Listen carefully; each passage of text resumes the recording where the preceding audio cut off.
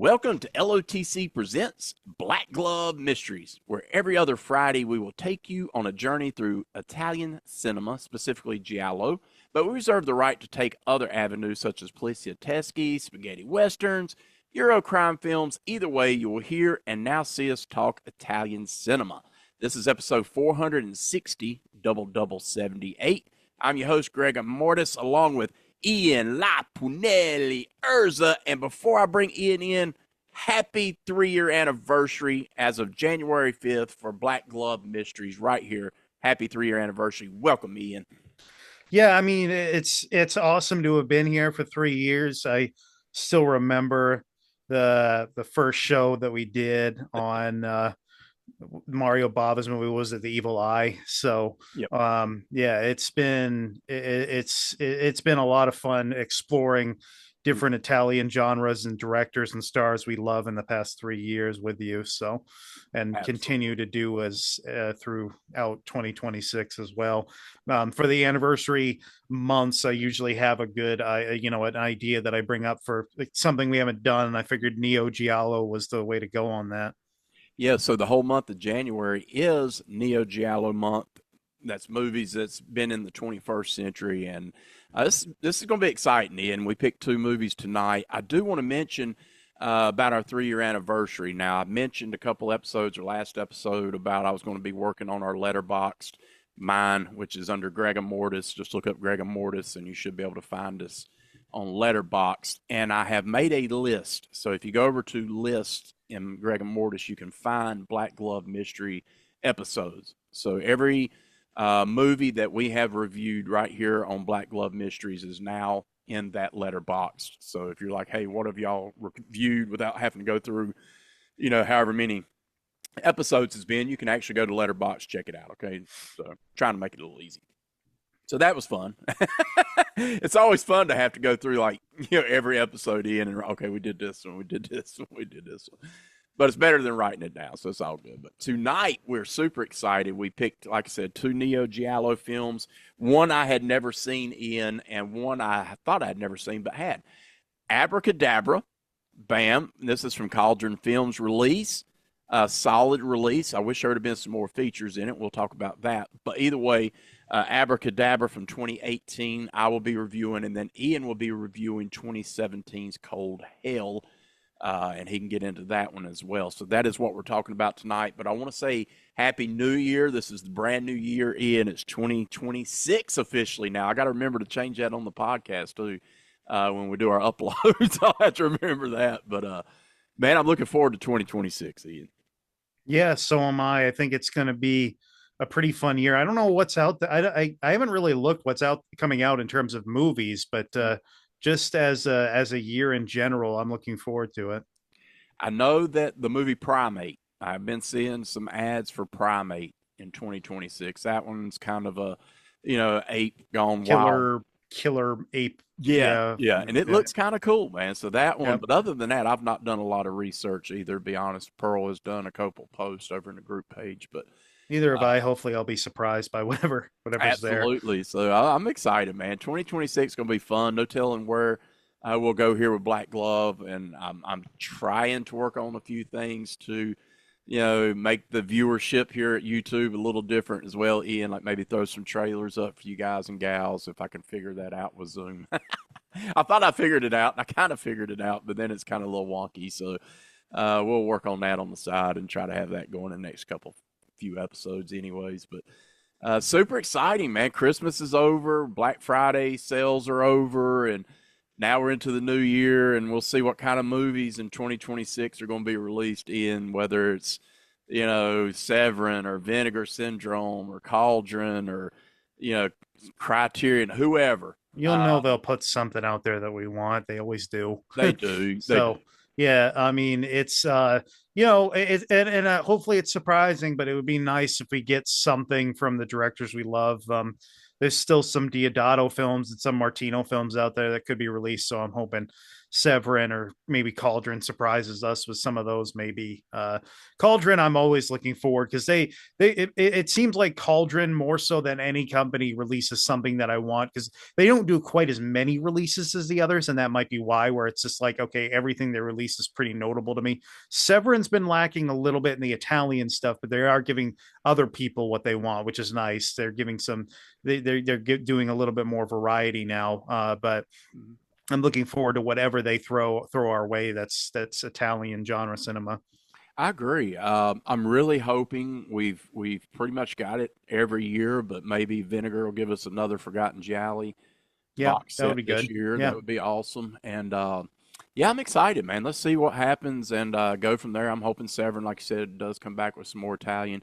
I've been enjoying the resurgent, whatever you want to call it, but I've been enjoying the Hong Kong Shaw Brother film releases from Arrow and Vinegar and all these other places, Well, man. I mean, Shout Factory has what, like 7 volumes of the Yeah. Shaw Brother classics now. Hmm. Arrow's working on the fourth. I think that they're doing maybe mostly horror films for that one. I can't remember, but Yeah, it's actually I own it. So four is already out, and it's the Shaw Scope Volume Four, and this one has this one actually. And I listen, Dave Parker. If you don't listen to Dave Parker, yes, check huge out. shout out to Dave Parker. Yeah, big shout out to Dave Parker. I think it's Mr. Parker. Yeah, Mr. Parker 13 maybe, or but it's Mr. Parker anyways. Look it up on YouTube. Check out his YouTube channel. But he had told me this is the one I'll probably appreciate the most. But this one has Super Inframan, Oily Maniac, Battle Wizard, Black Magic Part 2, which I'm super excited. Hex, Bewitched, Hex versus Witchcraft, Hex after Hex, Bat Without Wings, Bloody Parrot, The Fake Ghost Catchers, Demon of the Loot, Seeding of a Ghost, Portrait in Crystal, Twinkle Twinkle Little Star. So that's all on this volume four set, Ian, and he said that almost every one of those are horror related. So nice. I'm excited to own that one, man, for sure, and I'll get into those eventually.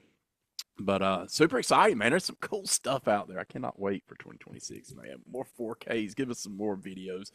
But here we are. We're ready to get into our episode here. We're going to do this as we normally do chronologically. So I'm going to go to Ian with his movie first, and then we'll finish out with Abracadabra. So without further ado, let's give it to you. Take All it right, away. so this is Cold Hell from 2017. A vicious serial killer is targeting prostitutes in Vienna, Austria. A tough young woman from Turkey who works as a taxi driver witnesses one of the murders and becomes a target. The police are of no help, so she must stop him herself. Dun, dun, dun. That's exciting. Yeah. So what do we got on this one? I really enjoyed this, and like I said, it didn't take me long. It was within the first couple minutes. I looked at Pearl and I said, "I've seen this movie," but for whatever reason, I don't know when. I did not put it on Letterboxd, but I had seen it. And the first thing I got to say is Ozga Dogrul or whatever, who's played by Violet. Shuravlo, I think. Sounds good. She was phenomenal. Yep. She is a true badass, and I enjoyed her every time she was on screen. She has such a good presence about her. She could fight. She could have that, sexiness if needed, but yet she was tough, and it was Yeah. awesome watching it, man. So great choice of a movie here, Ian. Man, this was solid. Although I will say this was very light for me on Giallo because we find out who the killer is right away. Well, you know what though? I wanted to make an argument for that though because we've seen that in other Giallo movies before where we know who the killer is. You think about like movies like Body Puzzle, for example. Mhm. There are certain ones where we find out who the killer is, but we don't necessarily know why this True. person is doing it, or we don't really know what their name is. So there's something you do find out that stuff almost around the same time the main characters do. Yeah. So to me, it's still I say it still qualifies. It's just a little bit less. It's a little bit less mysterious than most giallos we've seen, but it still has that investigative narrative that we're looking Oh for. yeah, totally with the detective and Yeah, you got car chases, you got fight sequences, everything that you love in a giallo is here. some Uh, great Vienna location work as oh, well. man, it's gorgeous, man. You're in those Yep. streets and Locations are awesome, man. That one scene where she's being in the car and the killer's with them with her. That whole scene was awesome, and then her trying to track him down when he's running. All those scenes were great, dude. Really great. I like the cast, man. I really like the cast as well. I think the lead detective turned lover. I really liked him. I thought he was really cool, and where his character takes us and everything I thought was cool, and how that he kind of helps, once he starts figuring out what's going on, he kind of changes from officer to protector, and I thought that was really cool. And the killer was awesome, Saeed El Hadri, and it's not going to be a spoiler. You're going to find that out very early. Sammy Sheik.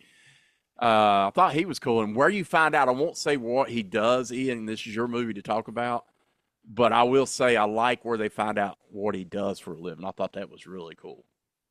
Yeah, something to do with the United Nations, right? If I remember correctly. Yep. Yeah, I don't exactly know what he does, but they track him down through being like, okay, these are the United Nations employees who have been to these countries where these other murders have taken place of the same method. Yeah. Where because they find out that the killer basically is taking inspiration from a certain Islamic, maybe from the Quran, I don't know, Right. some kind of Islamic religious passage about skinning and boiling women of a promiscuous nature, I think, Mm. something along those lines. So it's, yeah, that's how it goes. And it's kind of interesting how they put that together, because the German cop even says, okay, there's been murders in like Indonesia, Libya, and whatever that have been under the same methodology, and now they're happening here. Yeah. So how do we figure this out? um Yeah. so 5 countries. I mean, like, this yeah, dude's traveling, like, or I'm assuming he's traveling because they're all the yeah. same MO. Uh, wow, dude. And I got to say this too, Ian. Marius Rulon did the score. I like the music in this one, man. It's you really got upbeat the sometimes. you got the brassy stuff that's very noir inspired for sure. Yeah. Yeah. Did you feel like this one hit the? Because it definitely feels you're in the present time, so it's not trying to put you in a '70s vibe. It's keeping it current. So, of course, you're not going to get the vibe of what a '70s Giallo necessarily would feel like. But with that said, man, it definitely had the pace of a high one of those. What Giallo would you put this in the mind of? Maybe something a little more up paced, a little bit more fast action. I'm trying to even think off the top of my head a couple of Giallos, maybe. I don't know. I don't know. Something like maybe like a Tenebrae from Yeah, a Argento, little maybe bit. that Yeah, I style. could see that. Yep. Um, Even though it's not quite as fast paced, but I think the sequences in that kind of hit it, and that flavor. I really enjoyed it, man. This is really good, Ian. This was really, really good film, man. Yep. What else what'd you think of this? Is this your first time viewing, or have you seen it Second, before? I had seen Okay. it. I had looked at my letterbox and I had logged it in December of 2022, so it had been about 3 years. I really enjoyed it the first time I saw it. I think what I like about it is that pretty much every character has something going on. Mm, Um, like the main character has a lot going on. She has this sort of, what you may call it, estranged relationship with her family for yeah. good reason, because we find out her father is abusive, and maybe even worse than that, he might even be like a pedophile of sorts. And Yeah. then the mother seemed to be okay with whatever he did to the kids growing up. It seems like her brother and maybe her sister don't seem to care as much. It's a strange family dynamic that we only know a little bit about, but yet it's just enough to be intriguing. You've got the detective who has, uh, he has to take care of his older, I would say, invalid father who's just not capable of taking care of himself particularly well. Yeah. And, mentally, he doesn't seem particularly right either. Then you've got her best friend. I can't Manu. remember the one who works at the tax, the Yeah, one who works at the Rania. taxi Oh, place the with guy. I'm sorry. Yeah, the guy. Raina. Yeah. Yeah. Well, then you got the guy too, her boss, who basically Raina is cheating on him because they're together. She has this kid uh who is not the guy's kid. It's some from someone else. So you got a lot going on in this movie with all the characters, and even the villain in his own way is kind of interesting. And by the way, one thing I thought while watching this is there's no way you could get away with like in an American film with like an Islamic fundamentalist being the villain, not Right. nowadays Right. anyway. Definitely So I not. found it interesting that they did that, because if you did that in America, you'd be called like xenophobic and all that kind of stuff Yeah. if you made a film like this. So Mhm. I found that interesting that they were willing to have the villain go there. Yeah, and this was German, so or Austrian, and I thought that played well because you do have to listen to this in its own dialect, so you do have to do subtitles, and that's fine. But for me, I felt it helped the movie along with the premise of what was going on because it wasn't American. Like I was able to really dig into this one a little more too. It had more teeth for me, and it's a quick hour and 32 minutes, so it wasn't super long. It's just it's really good storytelling, man. As far as the fight sequences, I love the sequence because she's a training to be what a TIE fighter or something like that, and there's that sequence where she goes to her training class and they're going to spar this guy and he's making fun of it, like, well, I ain't gonna spar with no woman, what in the world. And he kind of takes it real light at first, and then she starts kicking his ass, and then he tries to fight back and she really kicks his ass. That whole sequence, man, Well, I I think love they it. established that she has a bit of a temper issue. Yeah. Like she has the ability to go overboard when she really doesn't have to. Yeah, I think Um, she does that blackout, like she gets into that blackout, she right. doesn't know when to And stop. I like it. obviously her past trauma probably plays into that a bit. Sure. Her past trauma specifically regarding men in her life probably too. So Yeah. it makes sense how that scene goes down. I think both of them overreact. I think she overreacts, and her uh guy who ends up being her ex-boyfriend, who's also like the instructor, also overreacts as Oh, well. 100%. But 100%. yeah. Yeah, yeah, that was crazy. Rania, the friend, Verena Altenberger. I liked her character, but she wasn't on screen enough. Like you only get to see her a few sequences, but what she was on there, I did enjoy. Um, She has this fun line about what I can't remember exactly what she says, but she's like, love and sex are two different things or something like that. Like yes, I cheat on him because that those are two different things. right, right. Sex is fun and love is forever, or something like that, or something Yeah. like that line. Yeah, so she can't distinguish, because it was funny because our lead character here, Osgood, is It's like like telling her. that's like the perfect way of putting why people cheat on each other. Actually, it really is. It's a good Right, like, microcosm come of on. it. Yeah, okay, we got you. Yeah, sure. No, this is fun. This is a fun one. I thought the action sequences were great. I thought the chase sequences, we get that car chase type scenario that was good. So I got to give it up, man. I got to give cinematography is really good in this one as well. Your director, Stefan Rozowitzki, bang Yeah, up who job, man. I read on, I gotta go back to the page real quick. Hmm. He had won the best foreign language film in 2008, The Counterfeiters. He directed that film. So he directed a film that won the Wow. Academy Award for Best Foreign Language Film Okay, once. cool. So, yep. Oh, and he actually, I've not seen this, but he actually directed that Patient Zero from 2018. Yeah. No, Uh, he's done some stuff. yeah, definitely. Nice. No, I totally enjoyed it, man. I thought the coherence of a story is there, and being able to see the different sequences. It's got some good gore in it, some sequences there, which I didn't understand the philosophy of why. We see that first skinning of the naked lady up in the room, right? And then the this is where Osgood kind of gets tied in because he sees her across the room looking at it, right? So, but why was he after her on the skinning part and giving her a lecture about being a whore?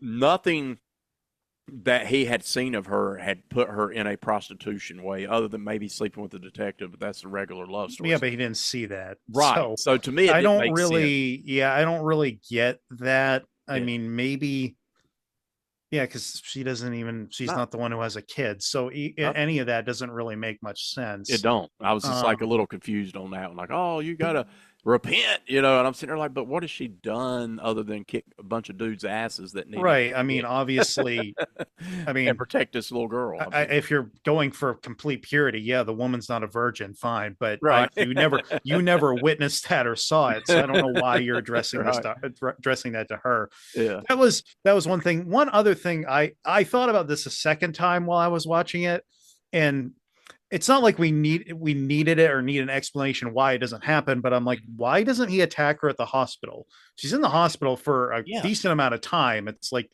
you would think he would have made a move on her there. yeah. Maybe he didn't know she was still alive, although I don't know. That might be the only explanation I can think of. Although you'd Maybe. like to think, I mean, he probably could have stuck around when he saw someone pick her up or whatever. I don't know. It's Yeah, it's I'm asking too many questions, but that was one question I had, is why not make a move on her at the hospital? But I agree. yeah, Yeah, I 100% agree with you on that, dude. That did kind of make me feel a little confused there. But other than that, I mean, the movie works. It just freaking works, man. It really does. And I enjoyed every minute of it. I mean, it's something going on throughout this whole movie. I mean, we have that first opening sequence, man, when she's driving a taxi cab, and we witness a murder immediately within the first 2 minutes of this movie, and then it just never really lets up. It never, in my opinion, drags. This I thing had a love the way that scene in the car is shot. It kind of reminded me of action scenes you'd see in Korean films a lot, like that kind of chase scene. And the cutting between her driving the car, and whatever's going on outside of the car, I thought was really well yeah, done. So, yeah, um, yeah. I like the color palette too. Like, there's a scene where the first lady's killed, like that yeah, whole the neon yeah, colors. Yeah, yeah. It really I worked like too, that man. too. Yeah, The totally. scene where Raina gets killed as well, that was up there with like Rob Zombie's Halloween remake, with like the most blood I've ever seen come out of someone's throat after getting their neck slashed. It Pearl reminded even me of the said Bill that. Forsyth scene in the first Halloween. Pearl said the same thing. She's like, God, it's a lot of blood on the Yeah. floor. I was like, yeah, I mean, I don't know. I mean, I'm not a doctor or anything, so I'm not a medical expert, but I think that it might actually be fairly accurate if you cut the jugular and make a bigger incision in the neck, that might be what happens. But I mean, true, I true. can't prove it, so No, definitely but not.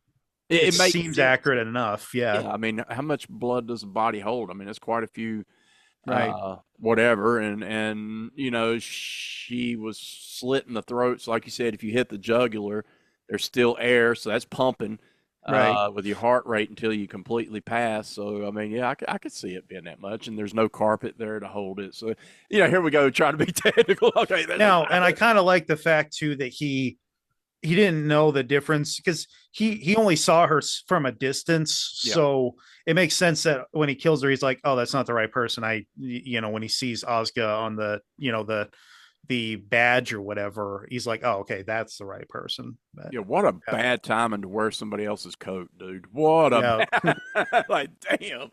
If I was going, I will never wear anybody's coat again after watching this movie. It's like, between this, the movie Unhinged with Russell Crowe, with Road Rage, there's two things I won't do anymore. Like, cause those two movies, man, this one and that one.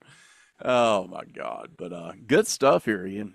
Music, cinematography, direction, everything about it, acting solid. This is a solid film. The couple nudity scenes in here um, were warranted, like it's part of the movie, so it wasn't out of Yeah. place. It wasn't just like nudity for nudity's sake. They definitely played a part in the movie, so that didn't be like one of those scenes where you like jaw drop. Like, why did they put? No, it's not the shower scene with Lene Quigley in a in a Right. B-rated movie, right? It's like, no, this actually works. This is okay. The scene, and I'll pass it to you, and you can do your outro on this one or not. But the scene where the baby bottle when the one detective Oh shows up. yeah, that's funny. It's funny because they're hiding the girl and the Ogzga at the house, right? So I'm gonna set it up for you, listeners. And here it is. The guy doesn't know that the girl is there, and there's a baby bottle, and all it lives here is the detective and his older father, who's invalid basically. And there's a scene where you see, and the detective knows he sees a baby bottle, right? So when he's getting ready to leave, he grabs the baby bottle and gives it to his dad and tells him the truth. And the dad's drinking the bottle. Okay, I'll drink it. He's like, "What's it?" So funny, dude, to me. I was laughing, but it was, hey, way to go, Dad. Way to go. Way to take one for the team. Drink out of that hot bottle. And then he's like, "Ooh, she stinks." He's like, "No, Dad, it's you. You shit yourself." Oh my God. But anyways, you got anything? We didn't have no dubbing or anything on this No, one. not on this one. Neither of them really. Mm-mm. It was actually grateful for once not to have to really do anything I know, like right? that. Just watch a movie. Yeah. The scene where she goes to get Ada back from her parents' house, Mm. I found it kind of interesting that she was willing to let her father hit her. And it was one of those things where it's like, clearly this has been worse, Yeah. obviously, Yeah. but she's like willing to let him do it. And she's like, really? That's all you got now? she kind of just eggs him on, which I found kind of an interesting choice. Agree. But it was a good scene. Yeah. It's that her taking her rightful place now of like, I'm not scared of you no more. You're not going to do anything more to me. So I like that. So yeah, man, a good Shudder exclusive. The stylish, fast moving, exercise and hard boiled pulp noir punches away above its weight. The Hollywood Reporter. Anything else on this one, Ian? Not that I can think of necessarily. No. All right, let's go to our ratings. Where do you rate this one? I'm gonna give it a 9. Okay. I'm actually a 9 as well. I already had it over at 4.5 on the letterboxy. Good choice, man. Really enjoyed this, and I'll have to add this to the letterbox list. Matter of fact, I have it pulled up right now as we're doing it. All right, so let's go ahead and get into our last review, Ian. We'll get into the movie I chose, which is Abrakadabra, which is a good Steve Miller song, by the way. Abra. Right. Yeah. But here we go. So it's 2018. And I actually had a plot. So let me read this plot synopsis. I actually like this one because I was like, what is the actual plot? Here we go. So 2018, and this is directed by Luciano and Nicolas Onetti. Okay. So the plot, decades after a famed stage magician known as Dante the Great dies in a dangerous trick gone wrong, his son Lorenzo, also a magician, returns to the same city to perform his own magic show. As Lorenzo prepares for his big performances, a series of brutal murders begin occurring, each staged in ways that evoke deadly magic illusions. These killings quickly cast suspicion on Lorenzo, and he becomes the prime suspect in the eyes of the police and public. Now, framed and desperate to clear his name, Lorenzo must unravel who the real killer is and why someone seems intent on pinning the crimes on him, all while navigating a twisted mystery that draws on his past, his family's tragic history, and the sinister world of stage illusion. This one right here, I've got to say, it's a quick hour and 9 minutes long. I mean, It's it's not like even because the yeah, credits roll like 1 hour and 3 minutes. There's like a almost couple 4 times. scenes after the credits, but You see the guy driving. You see him driving. yeah, I gotta say we're gonna have to do a spoiler section because I Yeah. do not know what the fuck happened at the end of this movie. I gotta be honest with you. I can go ahead and spoil you. I have no clue what happened at the end of this movie. I looked it up online. Does anybody know the ending of this movie? Right. And nobody knows the ending of this movie. So, yeah, spoiler. This is going to leave you scratching your head. I even looked at Pearl. I was like, what happened? She even said, Right. is that it? And we looked at each other, and I was thinking, God, did I doze off enough to where I forgot the ending? But Not that, and it's not like it ends abruptly or anything. no, It tells a complete beginning, middle, end story. It's yeah, not that. It's just the ending itself is like, what exactly happened here? agree. Right. One thing that really helps this movie, though, is the visual. This movie, it starts in 1951. Right. And So it's 1981 for most of the movie because it's right. 30 years later. So 1951, we see the murder of the Luciano's father, the great Dante the magician. And then it says 30 years later. So we're in 1981. And I will say that Luciano and Nicholas did a great job of the film filters, which was really heavy in this movie. But they really had the reds and greens. It felt like an Italian. It definitely had like a red tint to it, I think. Yeah. And John Grace from the Midnight Movie Cowboys would be able to tell me this in 2 seconds, but I don't know if it was shot on film or digital. It was hard for me to tell if they were using digital filters or if they were actually shooting it on film. I Yeah. couldn't find the information on IMDb, unfortunately. I couldn't But either. The only thing I saw was I read somewhere where it was filtered, so it would had to have been digital. I would assume. hmm, But with that said, it definitely felt very. It felt more 70s than 80s to me, but it definitely yeah, felt.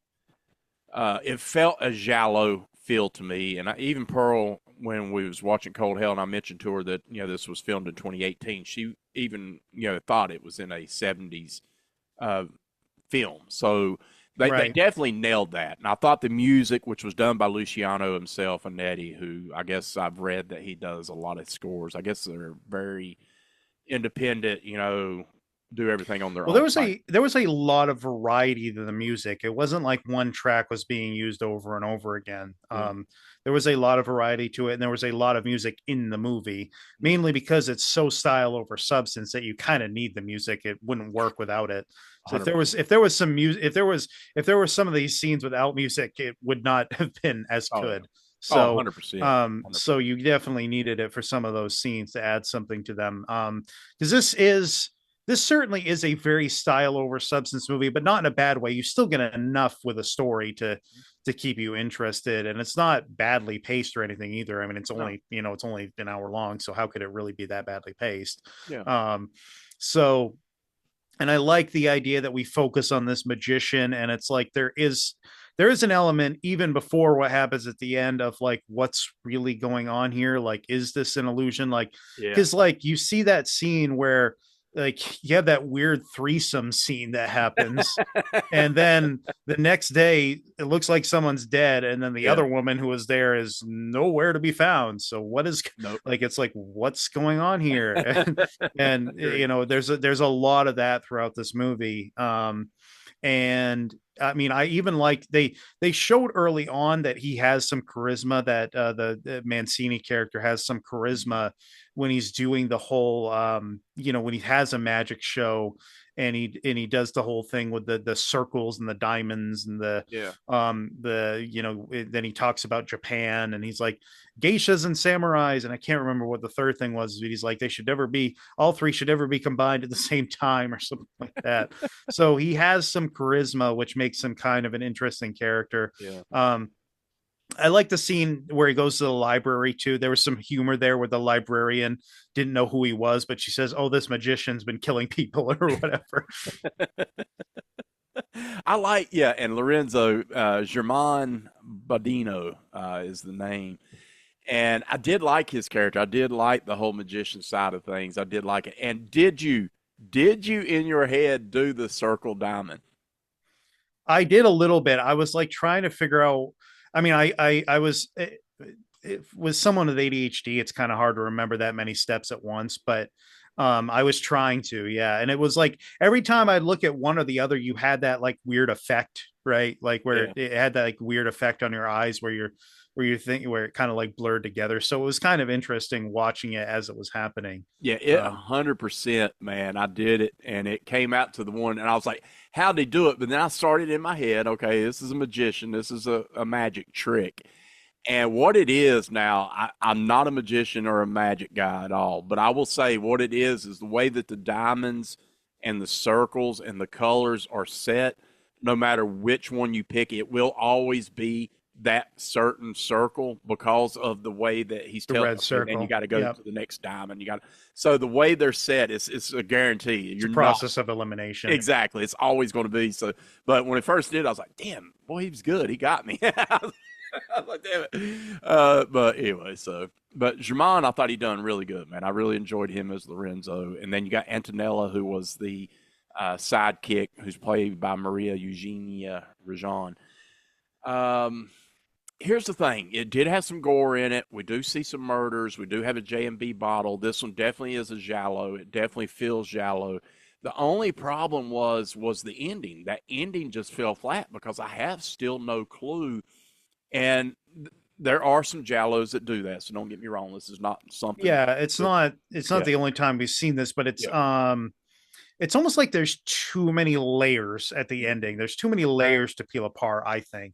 Yeah, because we got the weird guy smoking a cigarette that we assume's a detective, and we have him that is always showing up in weird scenarios. You've got Antonella, who would have a motive, we think, and there's even a sequence with her with blood, and we think she's maybe the murderer. Or, as you said, Ian, I even thought this in my head, was this all just in his head? Was this all just an illusion, like you talked about, and that none of this really existed? But we know it did because these bodies did, there were murders, there were things that happened other people saw. So that did happen. This one did have a scene where there was some nudity put in, and it just really was the Linnea Quigley shower sequence. Yeah, it's that overhead. It's like Yeah. That overhead Freddy versus Jason Yeah. thing. Yeah. It was totally Freddy versus Jason. It's like, why are we focusing for however long minute on this girl in a shower? She does die, or whatever. But it was like, it was just weird. It was weird. That was just odd. That felt like a nudity for nudity's sake sequence that didn't really have to be there. But the score, once again, was really good in this one. I really liked the music, and I really liked the way this one looked. It looked really, really, really strong. And this one was filmed. I was looking that up. It was filmed in um, Mexico, New Zealand, and Argentina are the origins. Oh, Uh, interesting. Okay, well, that's actually interesting because they did it like I mean, I think you're supposed to believe it's in Italy, so they actually did a good job filling in. I mean, they didn't have too many like overhead or aerial shots of cities or anything like that, like most 70s giallos do. So it makes sense that they substituted in those areas. Plus, they probably didn't necessarily have the money to film in right, Italy. Maybe I mean, New Zealand is notably cheaper to film in compared to some other places. So 100%. And this one released in 2020 in the United States, technically. But there was a sequence at the beginning where we see the motorcycle, and we do have a little road scene with a motorcycle riding and everything. You could tell it was with a drone, yeah, but you can tell this was drone infancy or a very low budgeted drone because it's very choppy. It's not very crystal clear. yes. So Yes, that, now I was thinking about it and then I was like, yeah, I got it. Yeah, there was one part where certain things almost look pixelated. yeah. Yeah, There again, I don't know. I did not, and I don't know the budget of this film. It's definitely low budget. I will say this is definitely an independent they made it project. look really good though, despite that. Yes, man, I'm Yeah, telling you, this is one of the most authentic looking modern movies to we look even had at. that like white text that we used to get in a lot of those Yeah. 70s giallo movies over the Yes. credits. Yes. Yeah. Yeah, and I did not know, and maybe you did, Ian. I have not seen the other films in this. This is technically, they said, considered a trilogy, and this is the I may have seen one of them. I'm okay, not cool. sure, but It's technically considered the third of a trilogy of films from Luciano and Nicolas. And I was trying to find the name of that movie.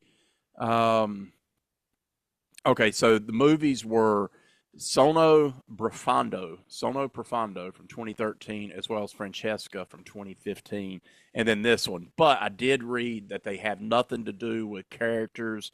The only thing that will make you think it's a trilogy or that they combine together is the look. So the aesthetics, the color palettes, those things. So I will go and watch these. I will be looking up once again that Sono Profondo from 2013 as well as Francesca from 2015. I'm gonna look those up because I did like the way this one looked, and it was very fast paced as far as it was a quick movie. I just wish there would have been enough of it to not that I have to have necessarily bow tie at the end of a movie. But the I do want to have uh, some clarity. I don't know still who was the murderer. I don't know, and I don't know. I don't know. I think one of the films is easier to find than the other, if I remember correctly. Like Deep Sleep, you can rent, but Francesca might be harder to find. Or no, actually, you can find both of them. Okay, never mind. So they are both findable. Okay, cool. That's good, and both of them are short. Deep Sleep, or Sono Profondo, is 65 minutes. Francesca is 81 minutes. So there you go. He makes Wow. fairly concise films, apparently. Yeah, absolutely. I love that. There was a film he made, doesn't have a very high rating on Letterboxd, so that gives me somewhat cause to pause. A movie called 1978, Mm, and that was from 2024. It sounds interesting, not any bit like his Giallo films. It says during the World Cup final between Argentina and Holland, aka in the Netherlands, mm. in times of military dictatorship, a group of torturers kidnap a group of young people. What begins as an inhumane interrogation turns into hell. The wrong group has been kidnapped. So that at least sounds interesting. It's Yeah, only got a 2.2 on Letterbox, which gives me a little bit of cause to pause, yeah, but at least sounds interesting. yeah. We'll have to see on that one. Then maybe we can watch that later on. Not for the show, clearly, but we can definitely watch it on the side. Yeah. Well, Um, maybe we'll maybe try to watch the other two films if we do like an Onetti spotlight or something. yeah, we could try that for sure. And like I said, it looks like looking him up, both of them, but it does look like Luciano does kind of play two-handed, like directing, and sometimes he'll do clearly writing as well as music. So this definitely feels like a James Belasmo type situation where it's kind of all in-house, which is fine. I mean, Yeah. because the music sounds great. I mean, I thought everything about this movie sounded and looked great. So yeah, but they also, let's see, what did I see in here? I was looking. There was a scene. I was looking at one of the quotes. There was a scene when Manzini says, "What does that pendant mean?" And Bernardi goes, "What?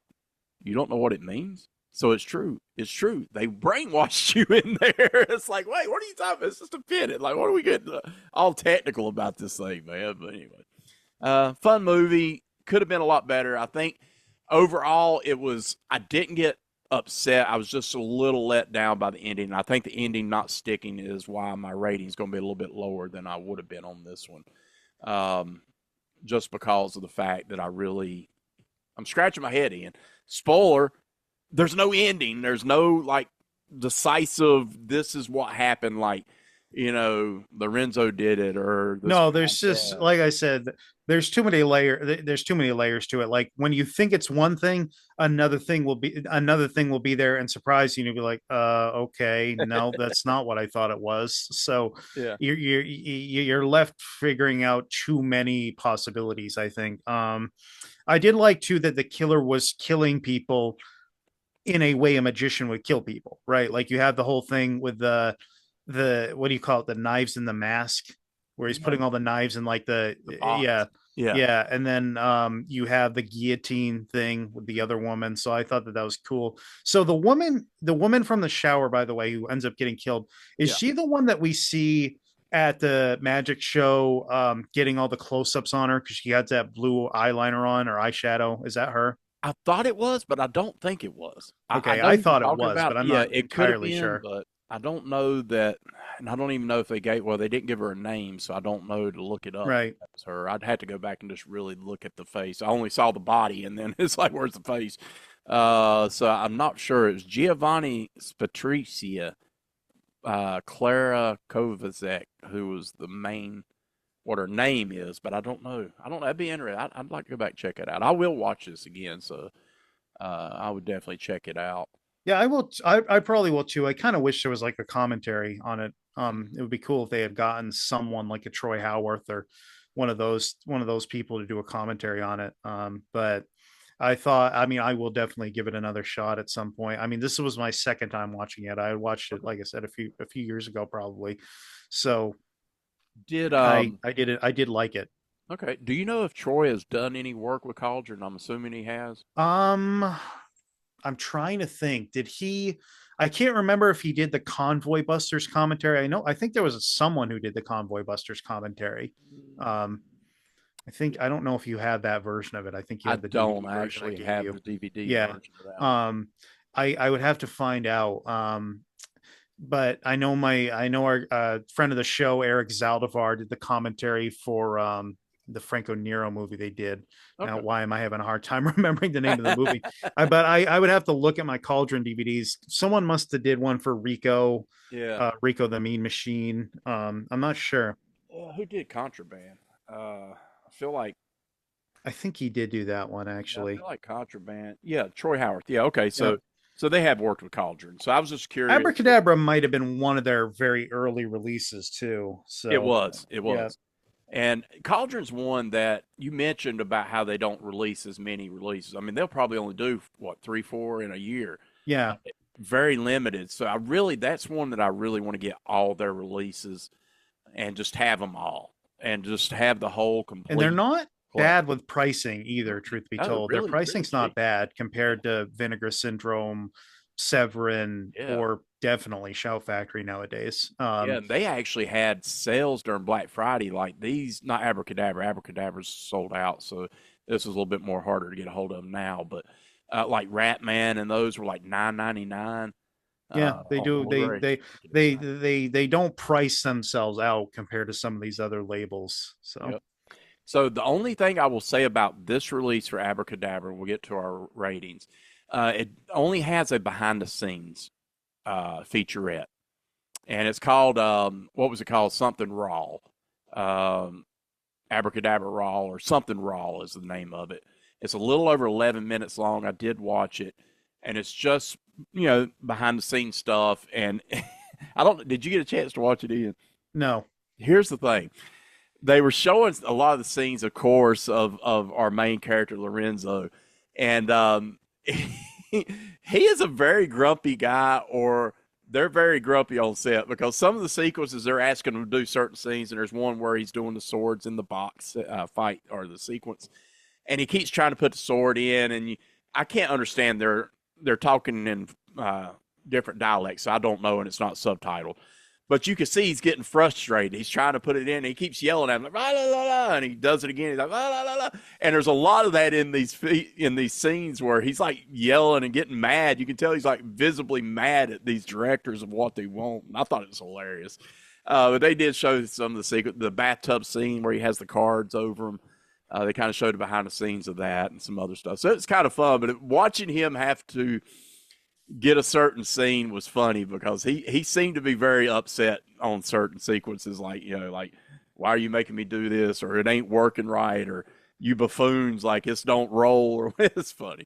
But good stuff, man. But so Abracadabra, love the title, love the artwork. Cauldron did enough. I wish they would have gave us a true commentary or something on here, but I am curious, and I will pick up some more. I've got, how many do I have? I probably have 5 or 6 Cauldrons. I got to go back and get some more. So that'll be something. I have Contraband. I have Rico, Bravito Giallo, Houses of Doom, Rat Man, Top Line, Convoy Busters. Trying to think of any others that I know of. Oh, American Rickshaw. American Rick, yeah, I definitely have Yep. that one. Let's see. I can tell you exactly how many I got now because I can go to my thing here. Let's look up Cauldron. Let's see how many. I've got 9. So I've got 9 of theirs. I have Frankenstein 80, Abracadabra, American Rickshaw, Beyond Terror, the Bravito Giallo set, City of the Living Dead 4K, Contraband, Crimes of the Black Cat, and Sweet House of Horrors. And And I Crimes of the do, Black Cat too. Yep. yeah, and I actually have the other 3 of the House of Dooms that I have not logged in yet. So 9, so I technically have 12 of those now. So I got to get all of them. I'm going to get all of them in. So rating wise, first time viewing, I'm actually, even though the ending didn't stick and it kind of sucked with me, I'm still giving this movie an 8. I had a lot of fun with this I'm when I giving was it a watching that. 7. Okay, 7 for Ian. The aspect of it is good enough for me to say I enjoyed it. I would definitely watch it again and go from there. So, with that said, we do have, and I got to pull this up, we do have a voicemail to get to. And as I get this going, Ian, what did you think overall with both these films? Clearly, Cold Hell was the better movie. I mean, clearly. Well, I think that you have a difference in what type of giallo each one of these would represent. One of them's a little more style over substance. One of them's definitely lower budget than the other, Yeah, but they both certainly have things that you would expect from a Neo Giallo film. And one of them is trying to be modern. One of them is not, yeah, clearly. So they were both very different choices to pick, and they contrasted well with each other, I think. agree. All right, well, cool. Let's get to this voicemail, and then we'll get to what we're going to review on the next episode. Unfortunately, my Google Voice online is acting a little screwy, so I got to go back to the trusty JBL here. Pearl's JBL. She'll let me know this is her JBL. She's got a bunch. How many you got now? Three. Yeah, three. I've got one. You gave me a little small. I got a little small shower one, and then she's got this one and a big giant one. She's got a big dude. It's JBL. If you want to be sponsored or sponsor us, dude, I'd love it. I'll let you. Yeah, I got one exactly like that. It's like an army camo one. Yeah. So Yeah, cool. the JBL Flip one or whatever it is. Yeah. That's right. I'll just get sued by JBL. Why would you sue us if we're trying to promote you? Screw that. All right, so here we go. So let's go to our voicemail here. Hey guys, Luke Irza calling with some thoughts on Cold Hell, the movie. Well, I enjoyed it. And something that I've noticed about some foreign films that you guys have been recommending is the characters. I find the characters in these foreign movies really, I can't say sell their character, but like this particular movie, the lead character, the girl, the female, I really got the sense that, she was kind of down and out. She had a lot of things happening in her life. And sometimes with U.S. films, you get that, but I don't know that they sell it very well, I suppose. Like there's always hope, kind of like a Rocky movie, I suppose. Rocky was kind of down and out the first one and a little bit in the second one, but like he didn't have a lot. He lived, kind of like in an apartment and things, and so did this girl in Cold Hell, but I always got the sense that Rocky could climb out of it, and I got the sense that this girl could also, but I felt like her arrangements in life, her lot in life, were a lot more rudimentary, and so I really felt kind of like her pain and things. So that's something that I really enjoyed about that movie.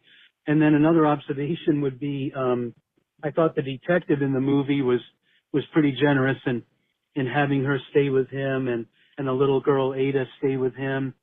He's already a caregiver for his father and things. So I thought that was a nice sideline or side story. So overall, a great movie. I felt, a lot of the characters and what they were going through. So good recommendation, guys. Have a great show. Yep. Nice. Your dad always comes with the heat. I love that. Yeah. I figured he would like this one. I didn't 100% know of the. It is a little more of a harder core film, so I didn't know exactly how he'd feel about that. But I'm glad he did enjoy it. Yeah, so am I. I mean, it does have kind of, I mean, it has a more modern feel to it and maybe a bit more of an American feel to it in a way. So I think it might be more palatable for certain other viewers, I would say, compared to some other films we do. Yeah, 100%. Totally. All right, so let's get into what our next episode is going to be. Ian, what are we going to be doing for our Neo Giallo month? Because we're going to have 2 episodes released in January. That's pretty cool, right? Yep. So we've got Tulpa from 2012, I think it is. It's either 2012 or 2013.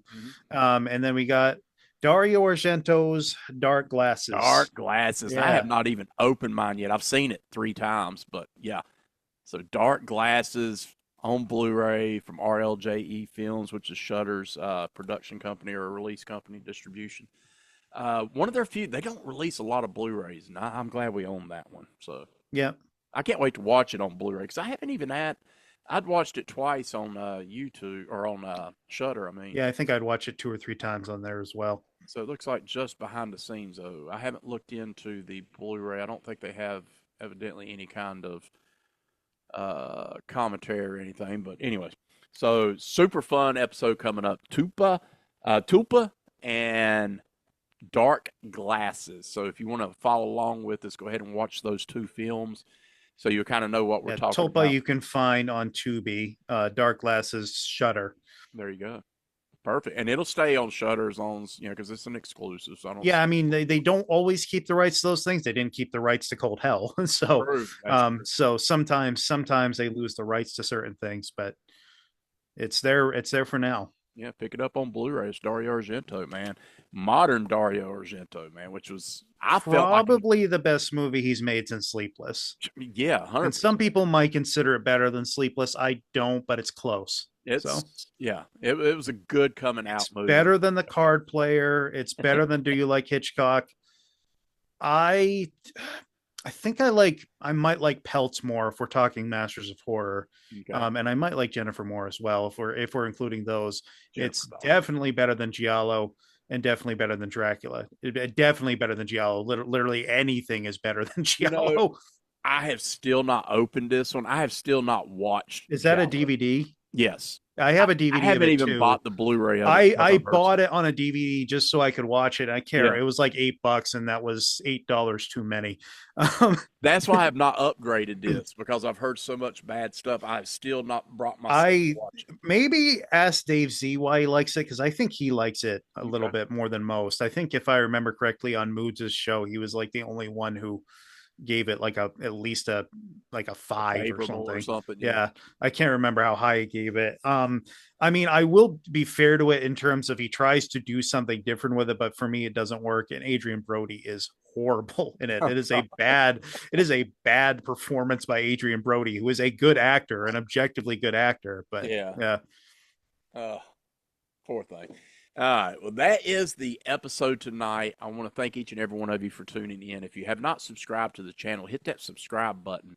Every other Friday, you're going to see this episode, and I hope you've enjoyed it, as well as, some other videos I'll be doing. I'll throw out there. I just recently started doing my 4K Blu-ray updates. I've done 2 so far as this is recording, which was our Arrow pickups in the last month or 2, and then the I did Arrow and I did Vinegar Syndrome. I still got Severin to do.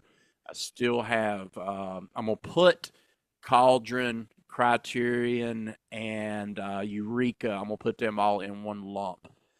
So you'll still get 3 more videos from me before this ends with my updates. So I'm trying to break them up because I had so many different movies and I didn't want to do it all in one 2-hour video. So go check them out on this channel as well and subscribe to us. I would deeply, deeply appreciate that. Our move is officially Pearl. I think we are officially done, other than a couple things Pearl's going to do with her section. But other than that, I think I'm done. I've been able to put figures up where I didn't have before. And my posters up here, the 11x17s I've got hung, may change a little bit. I may rearrange because I am going to get some Italian ones. Pearl, I know we're big fans of the Italian Giallo and Italian films in particular, so some of these may change out.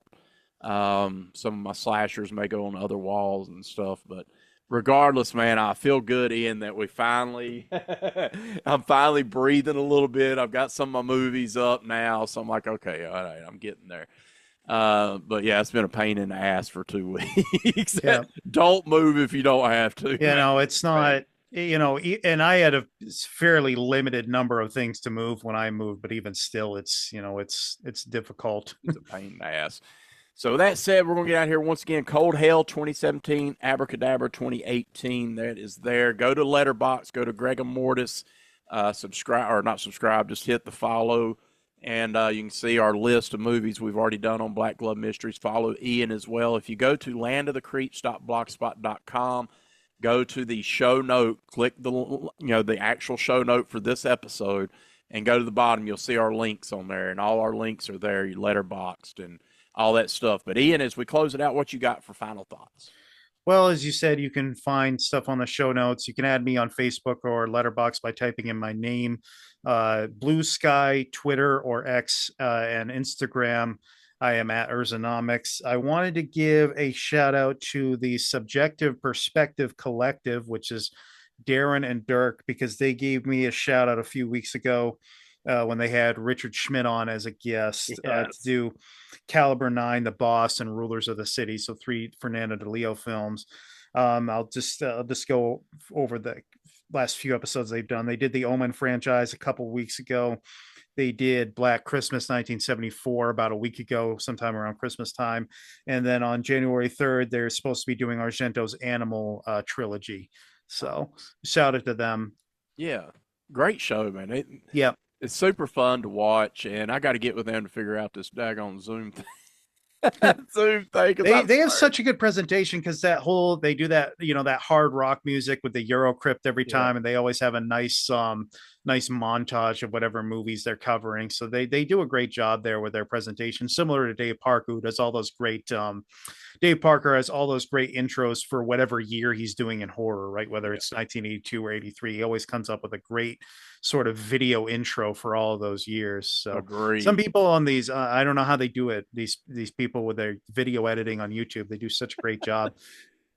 If I had a desktop, and I could probably figure it out, but I don't have a desktop, so I'm very limited on space. I have like a MacBook Air or something. Right. So yeah. I wish I had the space and the ability and the time. I don't, honestly, I guess I would have the time if I really took time to do it, but I don't. And I got to give you a shout out, Ian. I want to give you a shout out because you do this every Christmas, man. You gift me something. This year you gifted me the Fernando de Leo collection number 2. Yeah. Which was Shoot First, Die Later, Kidnap, Syndicate, and Naked Violence. So, man, thank you, Ian. Like, that legit, I haven't even put it up on the shelf yet because I got to do the video for my update. But that'll go good because I got the other Fernandos. So, our buddy over here on our YouTube channel that had us do Tough Ones and that recently, McMahon, I've got to give you a shout out because he's been telling me, he said, oh, dude, they're having a Fernando de Leo sale during Black Friday. I didn't get it. Ian, you gave me that volume 2 set, so that's so freaking awesome. So now I own, we own quite a few now. You own at least 8. I don't remember. Did you buy 2B20? Yes, did you? I did. Okay, so you have 9 then, because you also have Slaughter Hotel to go with those 2 sets. That's right. So yeah. Yeah, actually, yeah, okay. Dang, I was looking all over because since I moved, man, I swear I've got everything in different places. But I get it. Trust me. Yeah, so the 2B20 that we did have, and this is the one, so with the loaded guns that we got here. Okay, so that's 10 films then. Yeah, Slaughter Hotel, and then the Caliber 9, Italian Connection, the Boss, and the Rulers of the City. That was what you got me last Christmas. Yeah. And then this Christmas, you got me the new one. So, man, I got to give you a big shout out, Ian. Thank you for that, buddy. Really appreciate that. And that goes right back up on my wall. So for me, follow us at Facebook, Instagram, X, anywhere. Just look up GregaMortis or Land of the Creeps and you'll find us. And we appreciate you. So let's do this for Kyle Bishop, our buddy Kyle Bishop. How do we like to end the show, Ian? Get your jolly on. And help keep horror alive. We do that one movie at a time, one review at a time. See that Lucio Fulci staring at you saying, you better watch you some Giallos. We'll see. Oh, shout out Derek Johns, too. Let me give a shout out to Derek Johns because he is getting into some Giallos, right, Pearl? Yes, I saw his posts. Yep. Yeah, and Pearl said thank you, too, because he's been posting some videos. He's been buying some different Giallo sets and different things. So that's awesome. So, Derek, thank you for that. So we're going to get out of here. We'll see you on the flip side. Peace.